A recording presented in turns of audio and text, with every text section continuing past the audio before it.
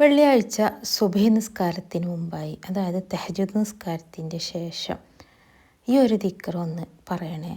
അസ്തഗ്ഫിറുല്ലാഹുൽ അലീം ലാ ഇലാഹ ഇല്ലഹുൽ ഹയ്യുൽ ഖയ്യൂം വഅത്തൂബു ഇലൈഹി എന്ന ഈ ഒരു ദിക്ർ 3 പ്രാവശ്യം ചൊല്ലി നോക്കൂ.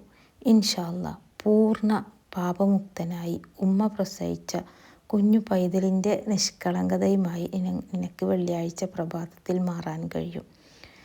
നിങ്ങളുടെ എല്ലാ പാപങ്ങളും അല്ലാഹ് പുറത്തവനായിട്ടായിരിക്കും നിങ്ങൾ വെള്ളിയാഴ്ചയുടെ പ്രഭാതത്തിൽ നിൽക്കുന്നത്.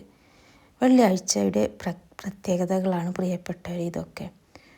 ആ ഒരു നിഷ്കളങ്കമായ മനസ്സോടെ നമ്മുടെ ഹബീബിൻ്റെ ചാരത്തേക്ക് നമുക്ക് ഒരുപാട് സ്വലാത്ത് ചൊല്ലണ്ടേ. നമ്മൾ ചൊല്ലുന്ന സ്വലാത്ത് മുത്തുനബി നേരിട്ട് കാണുന്ന ദിവസമല്ലേ. പൂർണ്ണ പാപമുക്തനായി സ്വലാത്ത് ചൊല്ലുന്ന തൻ്റെ ഉമ്മത്തിനെ കണ്ട് ഹബീബ് സന്തോഷിക്കട്ടെ. ചൊല്ലിക്കോളൂ പ്രിയപ്പെട്ടവരെ.